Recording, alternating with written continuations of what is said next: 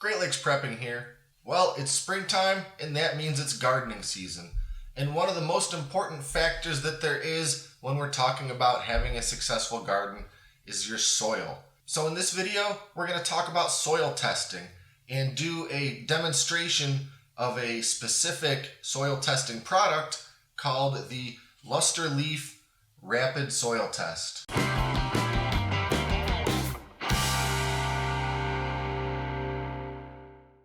I got this test kit for around $16, and I really like it because it not only tests 4 different things: pH, nitrogen, phosphorus, and potash, but it also has enough materials here to do 10 tests for each thing. A lot of the testing kits I've seen out there will have pretty much just the stuff to do one test one time. And I like this because I can do a few tests and I can do an individual test on each of my raised garden beds. So for the price, I think you can't really beat this test, and it comes with a very thorough set of instructions that tells you how to do each step of it. And it's quite simple. It's pretty straightforward. All you need to do is get some soil from your garden or your garden box and mix it into one of the little test containers with the appropriately colored tablet, or rather the contents of the tablet. Shake it up and then sort of use the colored chart to determine your levels. So we're going to go ahead and kind of do a full walkthrough of each of these different tests.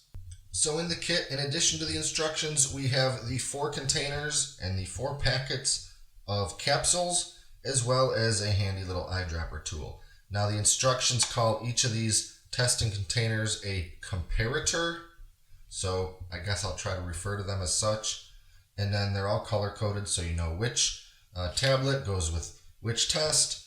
So the first one we're going to do is the pH test. Now this one is very simple. All you need is a sample of dirt from your garden. I will say that it's recommended that you dig down 2 or 3 inches and take a sample of your soil from about that depth. And so that's what I've done here. I got way more than I needed. And what we're going to do is pop the top off of the comparator, and we're going to fill the left chamber here. You can see that there's a little divider that shows you kind of 2 different chambers in the comparator. And so we're going to fill this left one up to the line with soil, and it just takes a little bit. The line's pretty far down here, so I'm really just going to need the tiniest little scoop from my spoon here. And I'll try to kind of cover the right side with my finger so I don't spill any dirt into it. Yeah, see that little spoonful? I actually have way more in there than I need. Alright, the next step is to take one of the little green capsules and put the contents of it also in the test chamber along with our soil sample. The instructions say if you can't pull them apart, just snip the end off with some scissors. And I feel like if I pull this hard enough to separate them, I'm going to end up making a huge mess. So I think I'll just go ahead and snip the end off.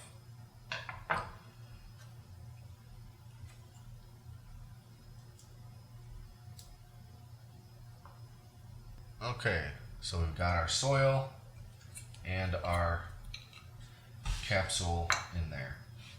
Next, we need to take our little eyedropper tool and fill this chamber up to the water fill line. And the instructions do mention that it's preferred that you use distilled water. So that's what I'll do.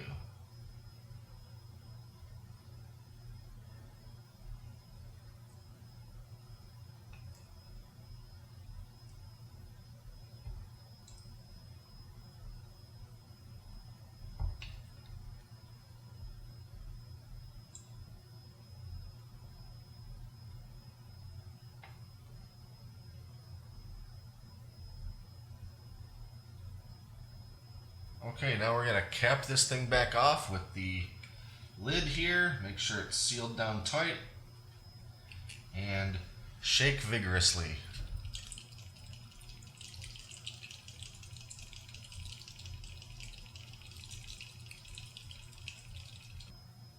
So now we'll just let that sit here for a couple minutes and let the solution settle a little bit, and also let the color develop, which we will then use to compare against the color chart and determine our pH. Well, I'm hoping the color shows up accurately on the video, but I'm looking at just about right here for my color match on the little chart. And that shows that the pH is about 6.5. Now, if you recall your high school chemistry, the lower the pH number, the higher acidity it is. So I'm actually coming in a little on the low side for what my vegetables consider the optimal growing pH. For tomatoes, you like a pH that's between 5.5 and 5.75. For something like corn, which I'm going to be trying to grow this year, you want something between 5.8 and 7. So I'm right in the range here for my corn at 6.5. But for my tomatoes, I think I want to make the soil a little more acidic, and I'm going to have to, sort of treat my soil and prepare it accordingly. That's just one of my garden boxes right here in this test, and I'll do the others. I assume they'll probably be about the same because I tend to prepare the soil in just about the same way in the past. So it'll probably be pretty comparable, but I'll do them anyway just to make sure. I don't want to start increasing the acidity on the other boxes if I don't need to. So let's move on to the other tests. So as I said, the other tests in this kit are nitrogen, phosphorus, and potash. And when you're reading about soil conditions for your common vegetables, pH and nitrogen are the ones they talk about a lot, especially when you're reading about fertilizers. They always talk about nitrogen. And so that's the one I'll do next. Now I will mention that the testing procedure for these three tests is a little bit different than the pH. To get started, this actually calls for taking some soil out of your garden and mixing it with water about a day beforehand, and then letting it settle. So then you can test the sort of water part of that solution you made without necessarily getting so much of the solid soil in there. So that's exactly what I did. And yesterday I mixed up my soil with water. The instructions say to use 1 cup of your soil with 5 cups of water. Stir it or shake it vigorously for a minute or two, and then leave it alone until it's pretty well settled. Now you can certainly see that there's some things floating in this suspension, but mostly the soil is settled to the bottom of this little bucket that I'm using, and I'm not sure how well that'll come across in the video. If I used a clear container to show you this, maybe you could see a little better, but I can definitely tell that the soil is settled pretty well to the bottom, so I'll be able to grab a little bit of the liquid off the top with the eyedropper. And for these three tests, we need to fill both the test chamber and the reference chamber up to the fill line with our solution. So I'll go ahead and just fill up all three of these. So we'll do the test for all three at the same time.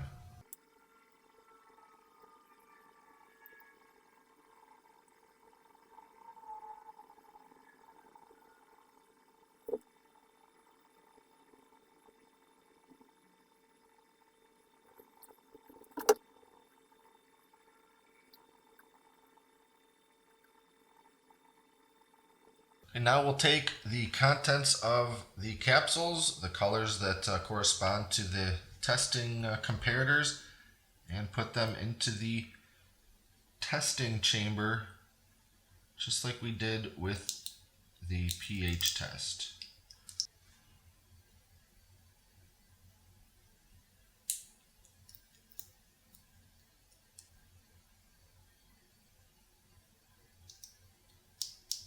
And we'll cap each one.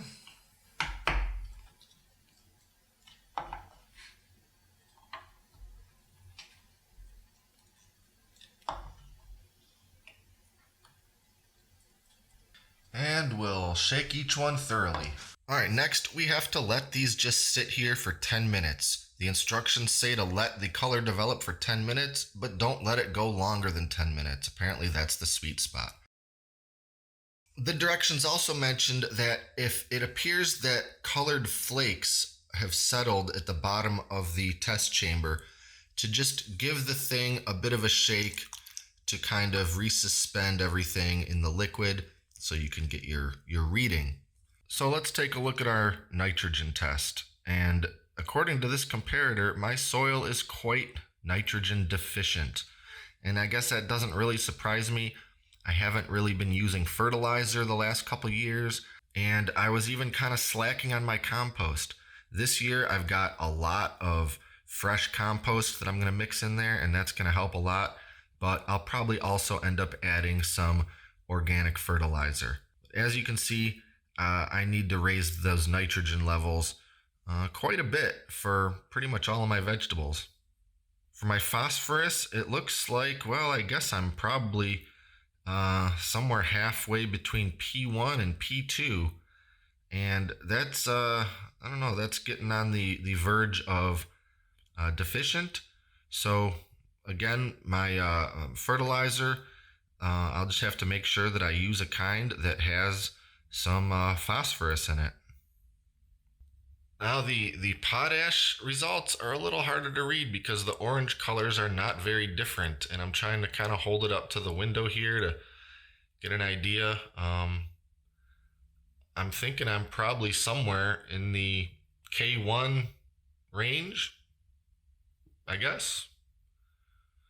So again, it's a good thing that I'm going to be using some fertilizer and some good fresh compost in this thing. So that's really about it. You know, these at-home soil test kits have made a big difference in I'd say the success of gardening in general, because in the past you kind of just had to go by rules of thumb, or listen to what the older gardeners in your family have always said worked for them. But this really takes the guesswork out of it. It's like if you're going to have an aquarium, a fish tank set up, and you just try to wing it with the levels of your different chemicals and things, you're going to end up with unhealthy fish. And the same goes for your garden. I've had a lot of luck growing vegetables without really trying to put much effort into analyzing the soil or fine-tuning the different levels of these chemicals. But last year's garden wasn't as fruitful as in years past, and it's probably because my soil has been pretty depleted of these things. And this year I sort of resolved to spend a little more time and try to really prepare the soil properly for the vegetables I'm growing, especially since I'm going to be trying corn for the first time, which is quite a heavy feeder and really needs some rich soil that's high in nitrogen especially. So I've got my levels, and I kind of know what I have to do from here. And I'll test this just sort of for my own curiosity partway through the season, after I've treated the soil and started growing things in it, just to kind of see how it's doing.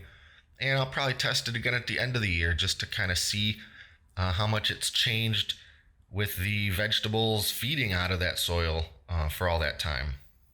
So that's it for now. Don't forget to like and subscribe to stay up to date on all our latest stuff. Thanks for watching, and until next time, this is Great Lakes Prepping.